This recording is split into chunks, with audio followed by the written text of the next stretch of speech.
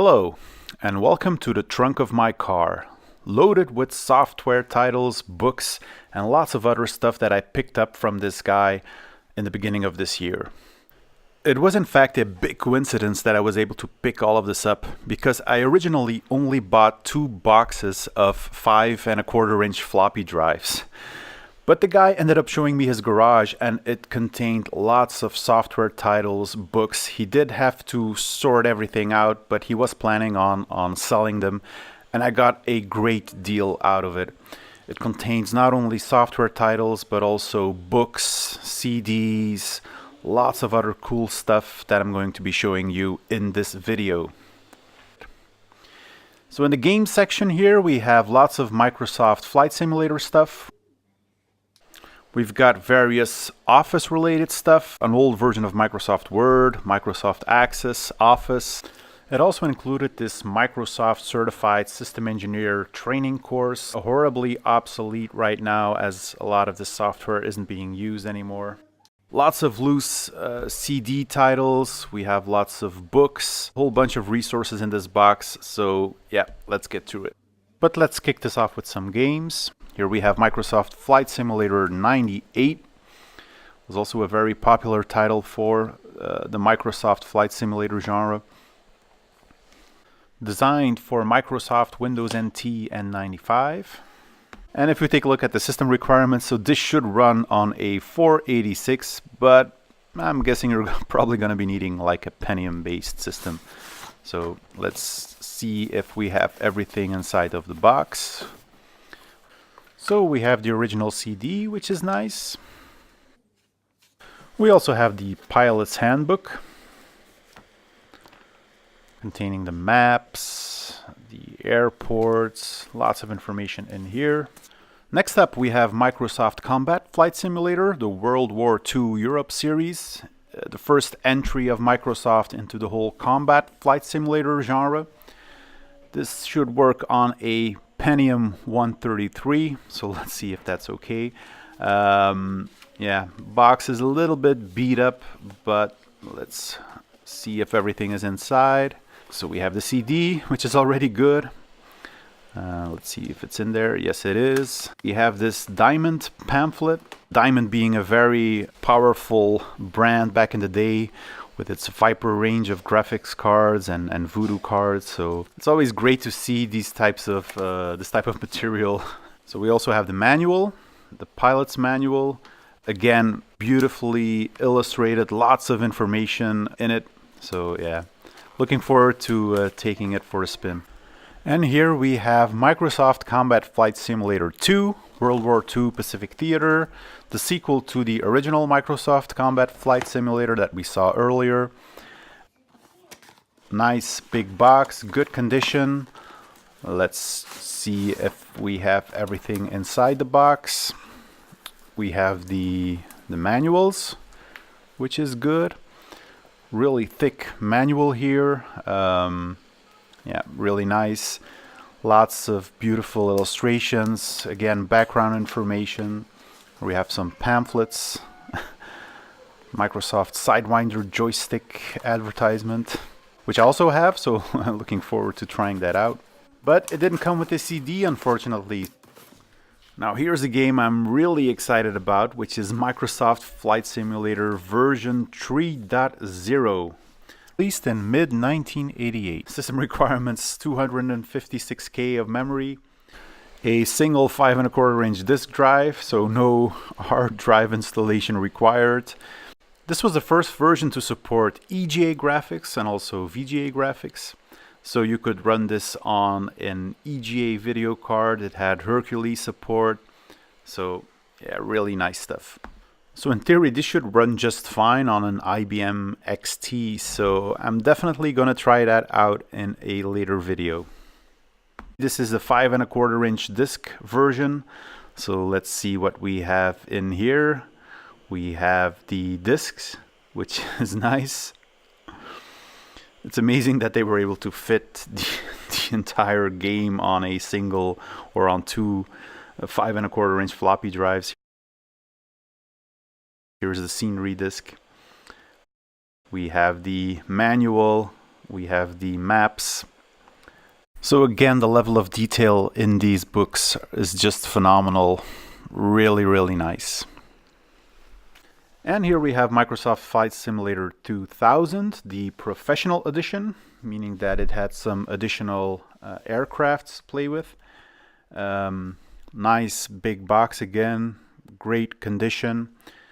System requirements, Pentium 166. Although this particular version of Microsoft Flight Simulator got a lot of bad rep because the system requirements were actually, the minimum system requirements were a lot higher, meaning you needed to have like 400 or 500 megahertz CPUs in order to run this game at a fairly decent rate.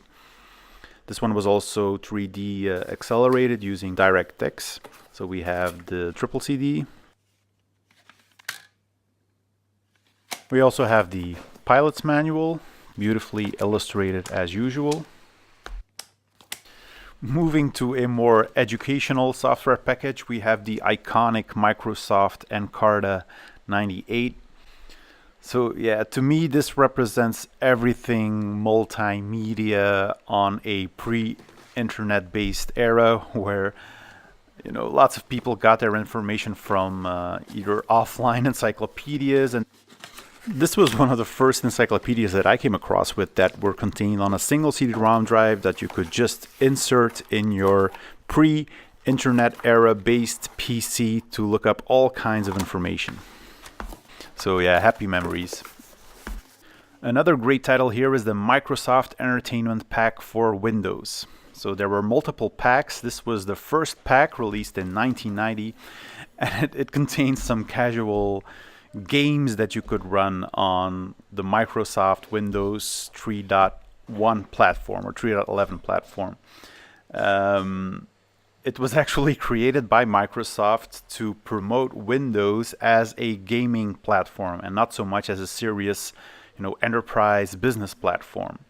So this required Windows 3.0 or later, and it contained 5.25-inch discs that contained some games that you can run on Windows. So I'm definitely gonna check this out on an early Windows 3.0 or 3.1 based system. I love these old Microsoft titles that were distributed on these 5.25-inch floppy drives. Moving into the productivity category, we have Microsoft Access version 1.0, released in 1992. A really big box, the iconic golden access key that they use as a logo for their database management system software. Compatible with Windows 3.0, 4 megabytes of memory, minimum requirement, runs on a 486. Yeah, it's really nice to see these big boxes of early Microsoft Office software. Really nice. And next up is an even older version of a Microsoft Office product, Microsoft Word, in a really big box. It's a bit beat up, but this is a very early copy of Microsoft Word. Version 4.0, released in 1989 and part of Microsoft Office 1.0 and Microsoft Office 1.5. So the system requirements for this package was 320K of memory, of which 256K needed to be available. It could run off a 5.25-inch floppy drive, so yeah, pretty lightweight in terms of system requirements in today's perspective, but looking forward to giving this a try on my IBM PC. Next up, we have another classic, Microsoft Office 97, a very popular title from Microsoft back in the day, containing Word, Excel, Outlook, Access, PowerPoint. So this batch also included Microsoft Office 95, the Professional Edition, again including Word, Excel, PowerPoint, Access, Microsoft Schedule. So a nice software package from, I think it was like, 1995, 1996. Minimum requirements, a 386 or 486 based PC. Now, this software batch also included a copy of Microsoft MS-DOS with the beautiful MS-DOS logo. The best version of MS-DOS yet. MS-DOS 6 upgrade is the easy way to double your hard disk. So yeah, interesting. So this required version MS-DOS 2.11 or later in order to perform the upgrade. And this could in fact run on an 8088 based system. Also included in this batch was a set of Microsoft 5.25-inch floppies, Microsoft MS-DOS version 4.01. Unfortunately, it didn't come with the box, so it only came in like this small paper bag, was probably distributed with a PC. So yeah, still pretty nice to have these original Microsoft floppies. Microsoft Windows NT Server version 4.0. A very popular server operating system from Microsoft. System requirements, minimum 486 33 megahertz. Yeah, I have my doubts about that, but should run pretty well on an early Pentium-based system. Microsoft Site Server, part of the whole Backoffice suite of server applications from Microsoft. We also have Microsoft Backoffice Server, containing Windows NT, but some other software like the Microsoft Internet Information Server, SQL Server, stuff like that.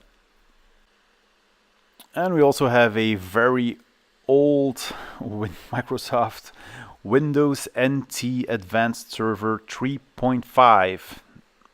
It's the upgrade version, so you needed to have Windows NT 3.1 in order to upgrade to this 3.5 version. Yep, really big box, really nice to have. We have some development software as well, Microsoft Visual Studio 6.0. I actually started my programming career using Microsoft Visual Studio, did a lot of Visual Basic programming when I was in college and on the first job. So yeah, it brings back a lot of memories to see this package again. Next up, we enter the Microsoft home realm with Microsoft Dogs, an encyclopedia about everything you ever wanted to know about man's best friend, the canine. Multimedia personal computer with a 386 or higher processor needed to run this beautiful piece of software. Runs best on Microsoft Windows 95, so we'll definitely check that out. I also got some dual case CD-ROM stuff. Lots of Microsoft Home related. So here we have a CD sampler of Microsoft Home. So Microsoft Home was Microsoft's initiative to bring more multimedia to the Windows environment. So it contained a number of like encyclopedia type based software packages, like this wine guide, which will teach you everything about wine without a doubt. So nice little purple drapes on the CD. We have Microsoft Home Fine Artist. Thousands of ways to turn your kids into creating art. Yep, really nice. Microsoft Dangerous Creatures. Everything you wanted to know about, yep, dangerous creatures, I guess. Autoroute Express. So in the days where we didn't have Google Maps on our phones, we had Autoroute Express on a CD-ROM to use on our brand new PC. A Microsoft Encarta Basic Edition. This was probably a freebie somewhere. And to conclude, we have Copy2PC Deluxe with the option board from Central Point Software.